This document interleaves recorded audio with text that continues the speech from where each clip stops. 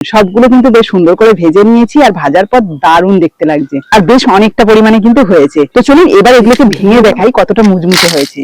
আওয়াজটা শুনতে পাচ্ছেন? নমস্কার বন্ধুরা, সাবিত্রী কিচেনে সবাইকে স্বাগত জানিয়ে আজকে আমার রান্নাঘরে চলে এলাম অসংখ্য লেয়ার যুক্ত একটা দারুণ প্যাটিস বানাতে। আর এটা দেখতে যেমন সুন্দর, খেতেও কিন্তু দারুণ সুস্বাদু হয়। বাচ্চা থেকে বড় সবারই ভীষণ পছন্দ হবে, আর বানানো খুবই সহজ আর খুব কম সময় লাগে। আমি একদম সহজ পদ্ধতিতে আপনাদের বানিয়ে দেখাবো, আশা করছি আপনারা একবার দেখলে বাড়িতেও ঝটপট বানিয়ে নিতে পারবেন। তাহলে চলুন কথা না বাড়িয়ে রান্নাটা শুরু করি। আমি যে প্যাটিসটা বানাবো তার পুর হিসাবে কিন্তু আলু ব্যবহার করব, আর তার জন্য এখানে দুটো বড় সাইজ আর একটা মিডিয়াম সাইজের আলু নিয়ে নিয়েছি। আর এগুলোকে সিদ্ধ করব, তার জন্য আমি এখন ছোট ছোট টুকরো করে নিচ্ছি, আর খোসা সমেতই কিন্তু আমি সিদ্ধ করব। একটু ছোট ছোট করে দিলে কিন্তু তাড়াতাড়ি সিদ্ধ হয়ে যাবে। এবার আলুগুলোকে ভালো করে ধুয়ে নেব।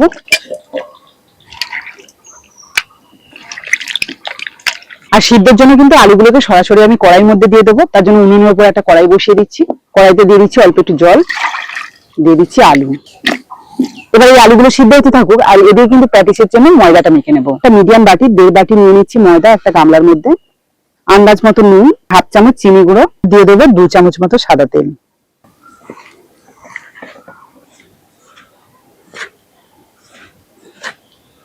ময়দাটা বেশ ভালো করে ময়ান করে নিলাম। এবার অল্প অল্প নরমাল জল দিয়ে একটা শক্ত ডো বানিয়ে নেব।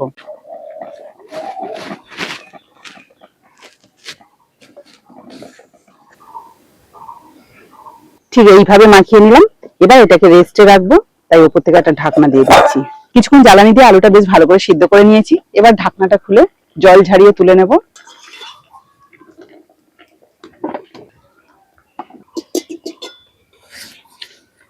প্যাটিসের পুর বানানোর জন্য কড়াইয়ের মধ্যে প্রথমে দিয়ে দিচ্ছি অল্প একটু তেল, 1/2 চামচ 5 ফোড়ন, সামান্য একটু হিং, গ্রেট করা আদা, আর 3টে কাঁচা লঙ্কা কুচি। সবকিছু হালকা একটু ভেজে নিলাম।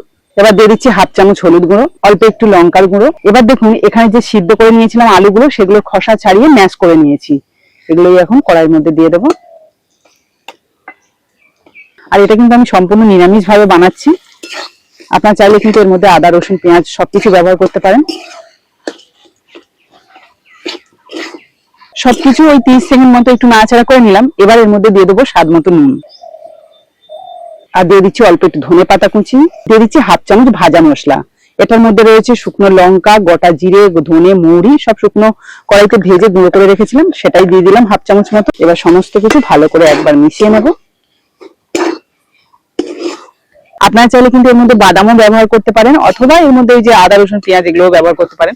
তবে আমি এই যে সিম্পল বানালাম, তবুও কিন্তু এটা দারুণ টেস্ট হবে। আপনারা একবার আমার মতো করে বানিয়ে দেখবেন, খুব ভালো লাগবে। সম্পূর্ণভাবে রেডি হয়ে গেল পুরটা। এবার আমি একটা পাত্রে তুলে নিচ্ছি, ওটা ঠান্ডা হতে থাকুক। আর এদিকে যে ময়দাটা মেখে রেখেছিলাম সেটা প্রায় 10 মিনিট মতো হয়ে গেছে, কারণ পুরটা রেডি করতে যতক্ষণ সময় লেগেছে ততক্ষণই রেস্টে ছিল। এবার এর থেকে কয়েকটা লেচি কেটে নেব। খুব বড় বড় নয় কিন্তু, ছোট ছোট, যেমন ভাবে লুচির জন্য লেচি কাটি ঠিক তেমন ভাবে। এবার কেটে নেওয়া লেচি থেকে একটা করে নেব আর বেলবো। বেলার জন্য এখানে শুকনো ময়দা ব্যবহার করছি।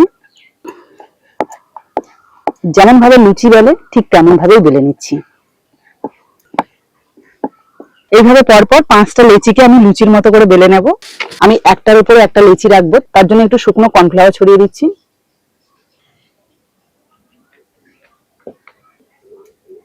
এই যে 5টা লেচি কিন্তু আমি একসাথে করে নিলাম। এবার সবগুলোকে একসাথে আরেকবার বেলে নিচ্ছি। এবার এটাকে কিন্তু 4 কোণা করে কেটে নেব।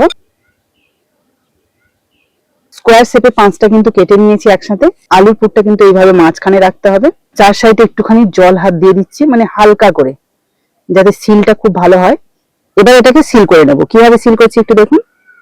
এই যে এইভাবে মুড়ে, এই যে এইভাবে কিন্তু এই যে দুটো কেরিয়ার মুড়ে এইটা দিয়ে এইভাবে চেপে দেবো। তাহলে কিন্তু পুরটাও বেরোবে না, সুন্দরভাবে মাঝখানে থাকবে। আর 4 সাইডে কিন্তু খুব সুন্দর লেয়ার দেখা যাবে।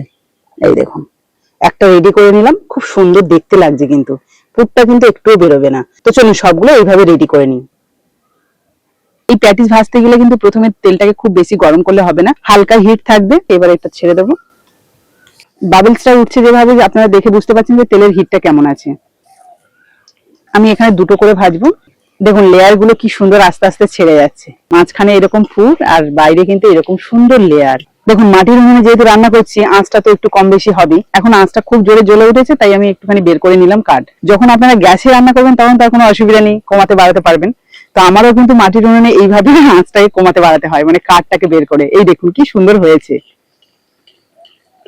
লেয়ার গুলো দেখুন কত সুন্দর ভাবে আলাদা হয়ে যাচ্ছে।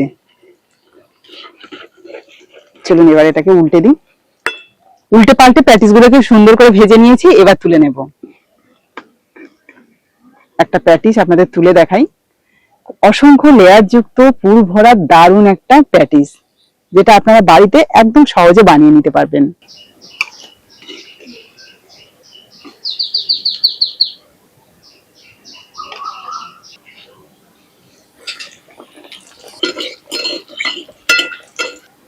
তো বন্ধুরা দেখুন সবগুলো কিন্তু বেশ সুন্দর করে ভেজে নিয়েছি, আর ভাজার পর দারুণ দেখতে লাগছে, আর বেশ অনেকটা পরিমাণে কিন্তু হয়েছে। তো চলুন এবার এগুলোকে ভেঙে দেখাই কতটা মুচমুচে হয়েছে।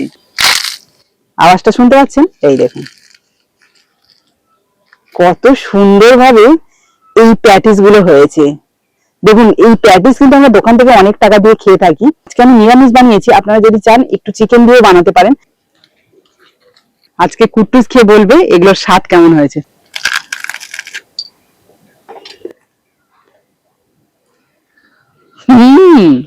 এসব খাবার হলে বলতে হবে না, কুট্টুসের খুব মজা। কিন্তু এগুলো তো সবসময় খেতে নেই, মাঝে সাঝে খেতে হয়, তাই তো? ঠিক আছে, বন্ধুরা বানিয়ে খেতে পারবে তো? তো কুট্টুস তো আপনাদের খেয়ে বললো কেমন হয়েছে, তবে আমি যেটা ভেঙেছি তার অর্ধেকটা নিয়েছি, এটা খেয়ে বলবো আপনাদের।